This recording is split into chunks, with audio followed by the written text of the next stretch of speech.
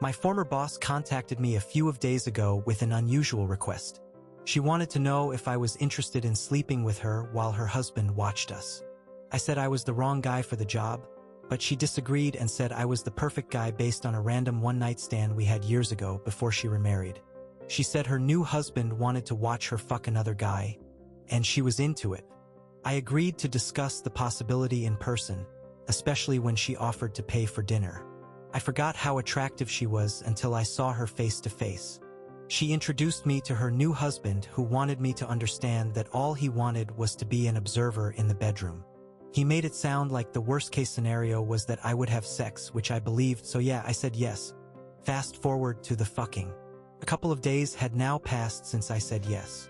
I was in the missionary position when I heard snoring and farting coming from the so-called observer. The husband passed out at some point, but obviously not quietly, which affected my concentration on the sex because the snoring was distracting and the farting was disgusting. My ex-boss apologized on her husband's behalf before grabbing the box of tissues next to the bed and aggressively hurling it at her unconscious husband. Aim was off, and the tissue box missed the target, prompting my ex-boss to hysterically scream her husband's name over and over into my ears, while I was still laying pipe and trying to pretend that absolutely nothing weird was happening. The husband eventually woke up after my ex-boss managed to scream his name at the top of her lungs. Cue all-out war. My ex-boss called her husband rude for falling asleep. The husband said he had a long day at work.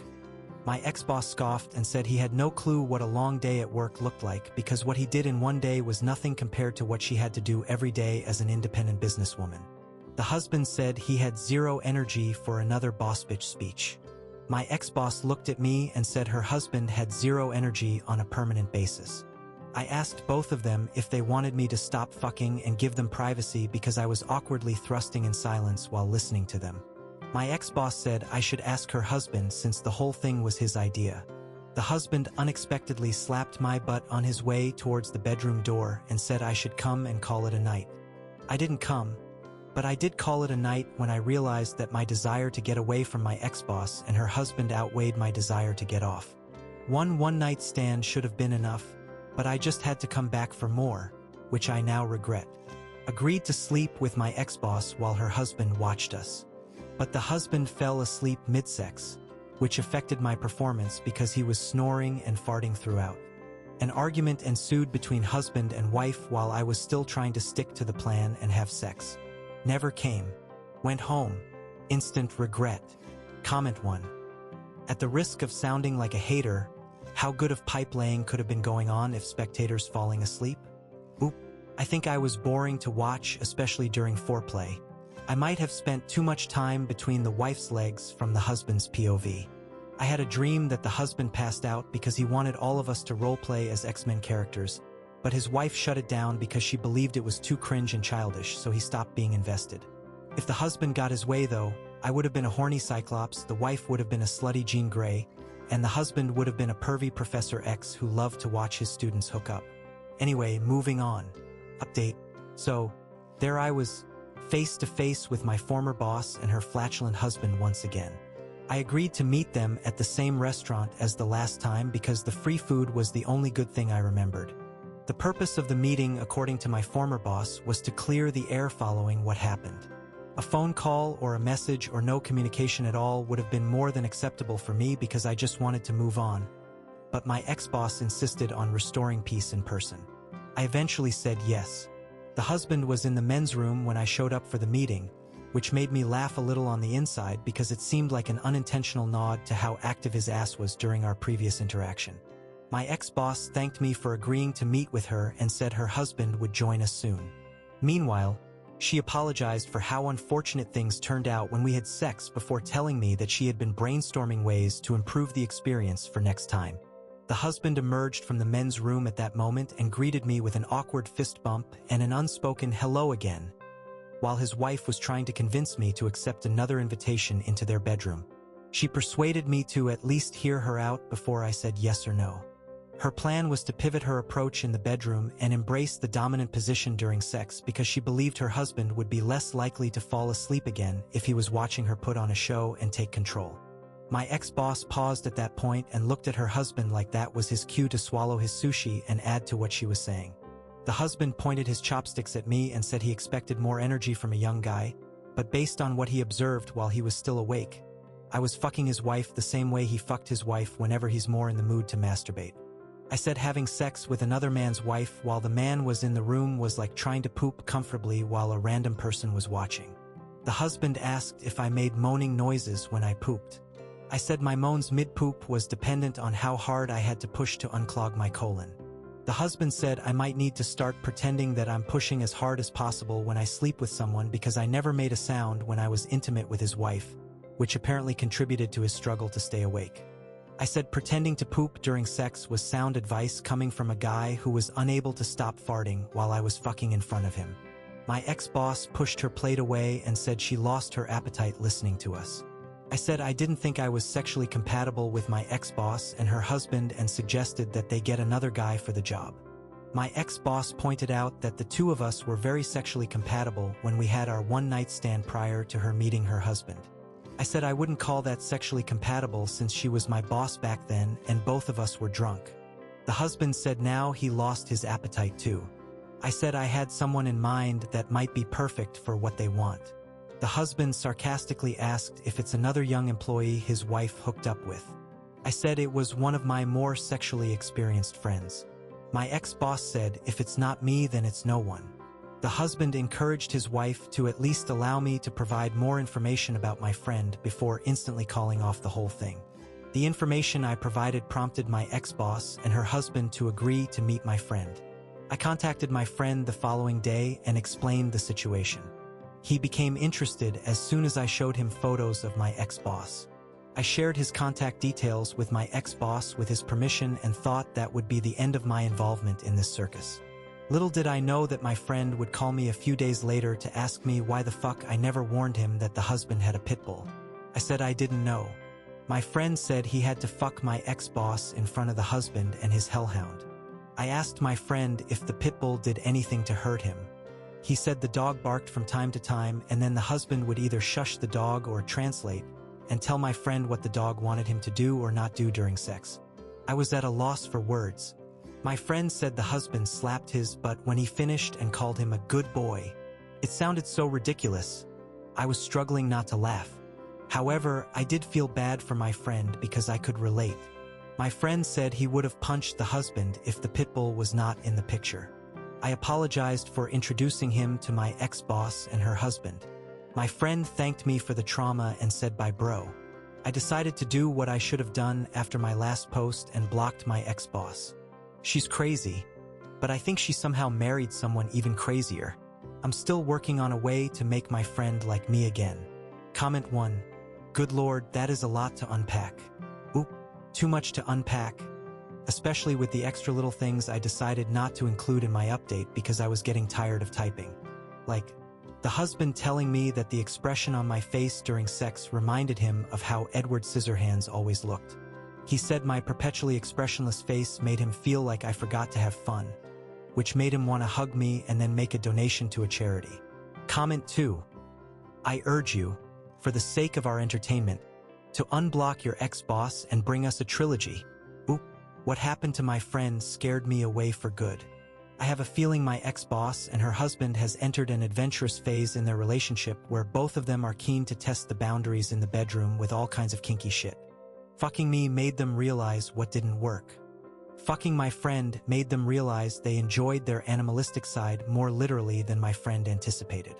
Sorry, Strakabdaranaqui, but I'm clearly not kinky enough for this couple. I want the rest of my year to be as boring as possible. Comment 2. Well, that took quite the turn. I feel like this guy is more into seeing another dude be worse at having sex with his wife than him and humiliating him. Might explain his weird actions. Or, just two crazies. Oop. Yeah, the husband must have a thing for humiliation. I think the husband might feel like he has a lack of power and control in the relationship and now he's low-key using outsiders to sleep with his wife as a way of not only degrading her by sharing her with apparently anyone, but also degrading the people who has sex with her. Whether it's sleeping through sex or using a dog to distract the guy who's inside his wife, both cases can be seen as an insecurity disguised as something else. Or it's none of the above and just weird people doing weird things. For the record, my roommate shared this theory with me while high, and then he proceeded to gaslight me when he was sober again. I didn't come up with this human psychology shit on my own. Update 2. For the record, the fuck up here was telling my roommate everything and expecting it to stay between us. My roommate saw my parents in person for the first time a few days ago. My mom and dad were dropping off some of my belongings. My roommate was high in his room when my parents showed up. I made him promise me that he would avoid interacting with my mom and dad because he was weird enough without the drugs. All my belongings were packed in boxes inside my dad's car. I urged my mom and dad to make themselves comfortable in my living room while I grabbed my stuff from the car. When I returned with my belongings, I noticed my mom and dad looked uncomfortable. My mom beckoned me to come closer and then lowered her voice to almost whisper level when she spoke. She said my roommate appeared in the background and awkwardly waved at them from a distance before saying he would never share his wife with another man if she looked like my mom. I connected the dots and realized what had happened. My roommate noticed an older couple in our apartment and automatically thought my parents were my ex-boss and her husband. Meaning he must have been Jesse Pinkman high. My dad said he was going to punch my roommate in the face if he saw him again. I apologized on behalf of my roommate and explained to my parents that my roommate was not himself due to the prescribed medication he was using. My dad said he wanted an explanation and an apology from my roommate. I looked at my mom for help, hoping she would read my mind and tell my dad to let it go. But she did nothing. I knocked on my roommate's door moments later and confronted him. He seemed confused as fuck when I informed him that the people in the living room were actually my parents and not the people he remembered from my story. I made it clear to my roommate that my dad was expecting him to explain himself and apologize. My roommate said okay. I said not okay, not yet, not until we agreed on what he was going to tell my parents because I didn't want my mom and dad to find out about my recent experience with my ex-boss and her husband. My roommate and I quickly rehearsed his explanation and apology with the words I was feeding him. It was simple. All he had to do was say sorry for what he said and blame it on the meds in his system. I said my mom would understand because if pharmacies were people, my mom would be one of them. As soon as my roommate approached my parents, he went off script and apologized to my mom and dad for confusing them with the businesswoman who had sex with me in front of her sleepy husband. He also gave my dad permission to punch him because he wanted to know what a punch in real life sounded like. It was a lethal dose of cringe. I encouraged my roommate to go back to his room, but he went to the bathroom instead while humming what I later found out was Colors of the Wind from the animated Pocahontas movie. Random. My dad looked at my mom and asked her if she still thought it was too much to low-key pack a Bible with my belongings. I made up an excuse to get rid of my parents and avoid unpacking the ex-boss/husband situation that I literally cannot seem to escape. My life has become a bad comedy. If all of you never hear from me again, I'd consider that a positive outcome. I left my parents alone in my apartment with my stoned roommate, who then confused them for my ex-boss and her husband and told my mom and dad that he would never share his wife with another man if she looked like my mom.